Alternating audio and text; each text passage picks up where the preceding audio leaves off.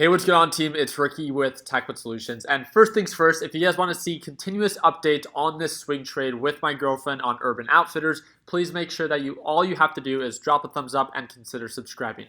I actually made this video with my girlfriend about 2.5 weeks ago. And the thing that I really like about this swing trade is that it didn't go according to plan right away. And in comparison to a video that I just made last week, you guys saw that I went into Peloton at $97, and 2 days after, it hit highs of 118. That's over 20% growth in just 2 to 3 days, and that is a perfect example of a really good swing trade.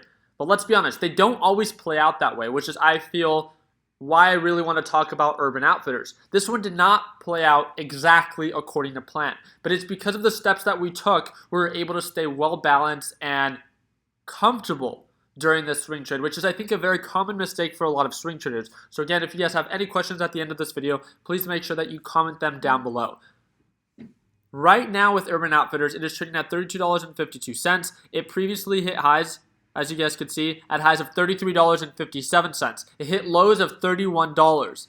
I decided to buy when it was already in the high $33, right? So it was still indicating signs of a sell-off, but like we talked about before, the 3 stages of a reversal. There's the rejection, consolidation, and confirmation. First off, if you're the worst at risk management or you don't like cutting losses, you should never buy during the rejection phase. You shouldn't even really buy during the consolidation phase because it's not indicating signs of an uptrend. But like I shared in that video, I was buying $10,000 worth of a stock. She had the option of selecting Pinterest, Urban Outfitters, and your favorite retail store, Target, right? She selected Urban Outfitters as it was the kind of in between. It wasn't as risky as Pinterest, but it was a little bit more, what would I like to say, attractive in comparison to Target.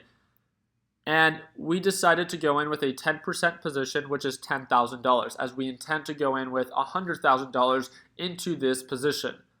So an example would be if you are trading with $1,000, that's like you buying $100 worth of a stock. And think about that. Emotionally and psychologically, even if the trade doesn't go exactly according to plan right away, because you have such a light position, only $100 with an account of $1,000, it allows you to be able to tolerate that pullback. Just imagine if you were in it with $1,000 and it's still selling off. You might be a little bit more unpleasant, right? So what I want to talk about is because this trade didn't go according to plan, it made me feel like I had to work for it a little bit more. And it's still not going exactly according to plan. You guys can still see that right now. It was trading above the 4-hour time frame. On Friday, it pulled back. It actually had a red day, and it sold off even more during the extended hours. You can see that it did begin to indicate and trade above the EMA line, which is what influenced me from going in with $10,000 to adding an additional $20,000 behind this trade. And it was because I was so light in my original position of just $10,000 that once that direction actually began to indicate signs of an uptrend and showing signs of growth, confirmation. It makes sense on why I want to add more to a position that is making me money or indicating signs of growth. So I'm from $10,000 to adding $20,000, so I'm in with $30,000, and then it broke above $33 a share, so then I decided to add an additional $20,000. Altogether, I wanted to update you guys on position. This is by far not a perfect trade. This is with Urban Outfitters. I have a total of 1,800 shares as of right now, and I'm up only 3%. $1,745 is what I'm up due to my position size, but again, it's simply just 3%. A very similar trade to this is something that was selling off, and then I really stepped on the gas when it began to indicate signs of an uptrend, is SQQQ. But the thing that I really like, and the reason I really wanted to follow up with this video, is to highlight the importance of position size, especially when things are not going according to plan. Peloton, when it went from $97 to $118, is a great example of when things go according to plan. But more often than not, they don't play out that way. So this is a very real example of a swing trade that I had to take a light position, tolerate it still selling off, and then once we did get that indication of an uptrend, I added more. But even when I decided to add more, I added more twice. And now it's trading below the EMA line once again. So I'm going to have to follow up with it and see. If it continues to sell off, I'm going to have to reduce my position size because I don't want to have a $60,000 position on something that's still selling off.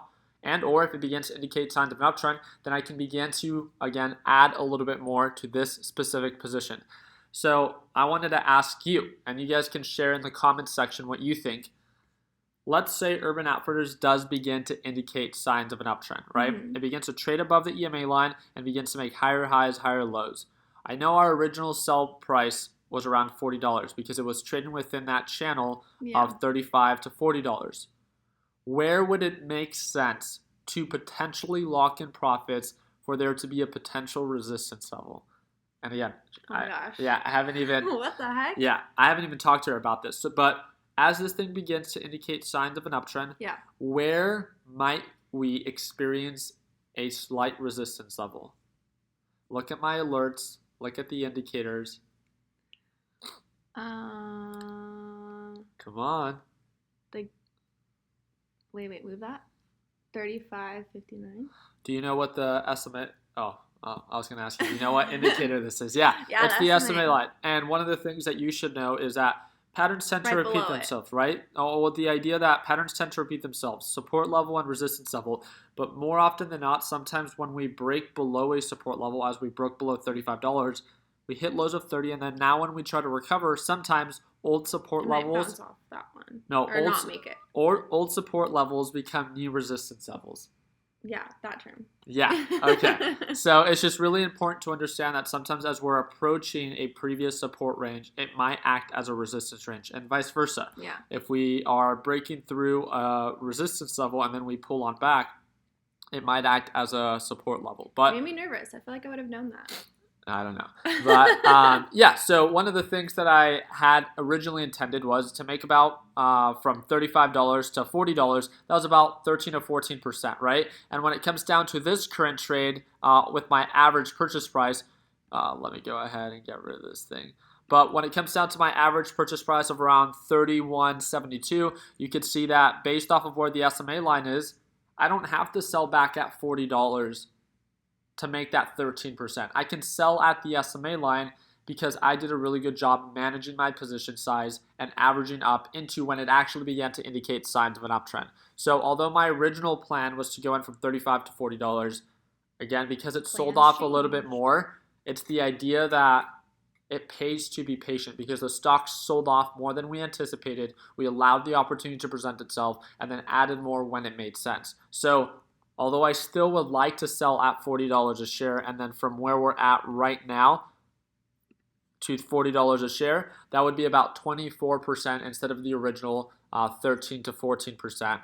I'm not going to hesitate to lock in profits at the SMA line if we actually end up showing signs of potential rejection level. So I really do appreciate you guys' time. I hope that it earned your thumbs up in this video. If you guys have any questions whatsoever, feel free to share those down in the comment section. And also, if you want to learn a little bit more about swing trading or day trading, I trade live every single day at Market Open with the Learn Plan Profit Group. And if you want to join us on Monday at Market Open, make sure you click the second link down below, and I'll see you at the morning bell. Like always, let's make sure that we end the year on a green note. Take it easy, team.